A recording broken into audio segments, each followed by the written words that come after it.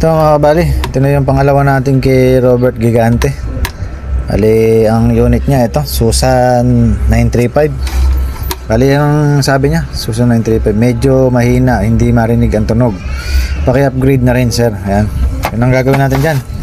Bali, open muna natin yung top cover. Tingnan natin kung mayroong problema sa loob. Ayan.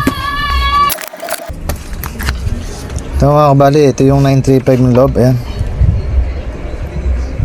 Bali, wala pa naman siya wala pa naman nakitang sira. Lumobo, musok, sunog. Ayan, bali testingin natin. Tingnan natin kung tutunog. Ayan, test valve lang tayo. Tingnan natin kung tutunog. Ayan, may ilaw. Walang ganang tunog. Isang pitik lang. Ayan, direct natin. Naka 1K lang tayo. Tingnan natin kung on. Ayan, nag-on naman. Sagad natin. Flip flop. Ito na pinakasagad niya, full volume. Bali, ang kinakain niya lang sa battery ito. Ito natin. Makakailan siya ng 30 ampere. Yan, 30 ampere. So 1K. Yan, bali 30 ampere. Lalakasan natin to. Bali, papalit tayo ng capacitor dito. Capacitor, tapos meron tayong papalitan ng mga resistor dito. Saka itong capacitor, direct na natin to, jumper. Yan, bali tanggalin ko na siya sa housing nya. Ito, bali bago tayo mag-upgrade sa mga parts, maglalagay muna tayo ng mga copper wire dito sa inverter side. Pakakapalin natin para hindi siya mag-init yung yung board. Pag nag-init kasi yan, napuputol. Yan, pati dito sa reverse polarity natin, lalagyan natin ng wire to. Yan. Bali, balik na lang ako. Pakita ko na lang kung pagka meron ng mga copper wire bago natin punuin ng ng LED. Ito mga kabali, pinakita muna natin kung ano yung copper na nakabit natin. Ayan, solid yan. Yan, bago natin tabunan ng ng LED. Yan muna itsura niya. Lahat ng kulang pa pala ako dito. Lagyan ko muna. Bali, ilan may kulang? 1, 2, 3, 4, 4. Kabitan ko lang muna yan. Balik ako pag nakakabit na. Ito mga kabali, nalagyan na rin natin ito. Nakaalsa pa yan. Hindi pa gaano yan. Inispat ko lang yan. Ayan, bali tabaw na natin ng LED. Punuin natin yan. Pakakapalin natin. O, pakakapalin ko pala. Ako lang pala mag-isa nandito. Halika, lagyan ko muna.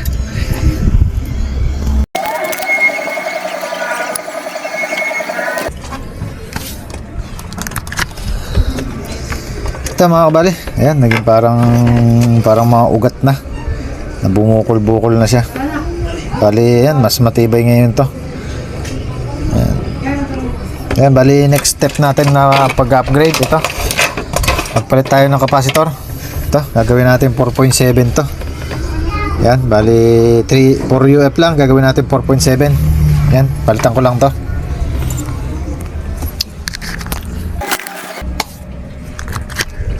Yan, bali nakakabit na yung 475 nating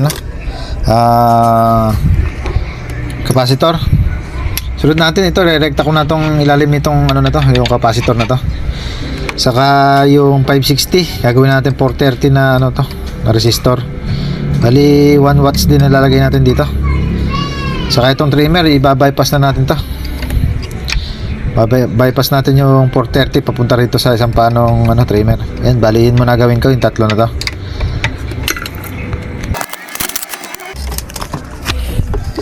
Ayan nga, bali ito na yung resistor. Ayan, naka-bypass na yung trimmer natin na 200K. Ayan, pag ganun, Westland. Ito yung capacitor. Ayan, pakita ko yung nasa ilalim. Naka-jumper na yan. Ayan, kumakita natin jumper na ito. Ayan, palagi naman na kasi na-open nyo, kaya inaano na lang natin, nire-recta na lang natin. Ayan, bali testing muna tayo kung ano na yung nya, yung under nya, kung malakas na ba. Kailangan natin output. Bali, iayos ko lang. Ayan mga bali, nakalagay na yung battery natin, saka output, saka meron tayong nilagay na switch. Ayan. Bali, test valve lang muna tayo. Testing natin kung nagkaroon ng problema sa pagkakahinang natin doon sa inverter side. Taon ko na. Diba? Yan, wala naman. Okay naman. Bali, ilagay natin sa sa direct. Yan, direct na yan. Sagad natin. Makita natin kung gaano itinaas. Yan, 60 amp. 6 ampere. Taas.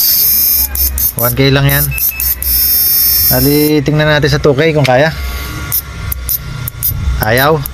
Yan, bali, meron pa tayo i-adjust. Ayaw yung milaw sa 2K. Yan. Yan, bali, meron pa tayo i-adjust. Isa. Bali, dito, sa may protect nya. Itong 560K na to. Palitan natin ng 100K yan para mapailaw natin kung ilan yung kaya niyang pailawin. Ayan, bali palitan ko lang yung ano na yan, resistor 1/4 watt, ay bali 1 watts din to, 1 watts din yung papalit natin para hindi siya nasisira. Ayan, bali palitan ko lang yan. Ito mga kabali, ayan, 1K muna natin para makita nyo. Ito, on ko na 1K. Ngayon natin sa 2K. 2K. Sa 3K. 3K. 4K. Medyo hirap na siya sa 4K. Ayaw na. Pero okay na yun. Hanggang 3K. Kaya na. Tapos ang huli natin gagawin ito. Yung pampalakas ng tunog. Dito. Sa inductor natin. Bali gagawa tayo ng alambre.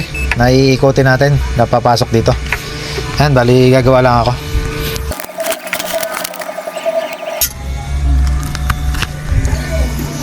Ito mga kabali, nakakabit na yung nilagay kong yung spring na alambre lang to. Para lang magkaroon lang siya ng tunog. Nagbabounce kasi yung niyan, yung spring. Tumatama sa pinakababi natin, yun ang nag-create ng tunog. Yan. Ito yung tunog niyan. Bali 60 amp pa rin. 60 amp, 59, ayan.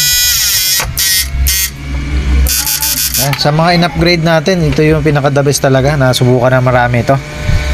Marami na nagpa-repair sa akin na ganito lang ang ginawa ko. Dito lang na sila, satisfied na sila sa ganitong lakas. Hindi na natin kailangan mag-upgrade pa ng capacitor din sa sa filter natin. 47 UF lang, okay na. Kayang-kaya na yan. Bali dito lang tayo lagi nagpapalit sa output natin capacitor. Ayan, sa mga ginawa ko dito sa mga resistor, yun lang yun lang pinaka the best. Bali sa protect, pwede naman din hindi na baguhin yun. Pwedeng kasi iba biglang hahabol ng nakapindot, tapos bigla ibababa yung rod o stick. Bali ayaw na niya tumuloy dahil nag-automatic na siya, nagpo-protect siya. Lalo na kung medyo tapsing yung yung kinokuryente yan o medyo alat. Pagka biglang babang ganun ng stick, mag-automatic namatay. Ngayon, di na niya mahuhuli yung hinahabol niya. Makakatakas na. Dahil kung mamamatay yung inverter. Kaya tayo nag-a-adjust ng protect. Bali, hindi lahat ng ganun. Hindi lahat ng inverter nagkakaganon. Pero ina-adjust pa rin natin para hindi na magkaganon sa mga lusungin o sa kuryentihan. Yan, bali sa 935 na to, nasusan. Hanggang dito na lang, okay na to.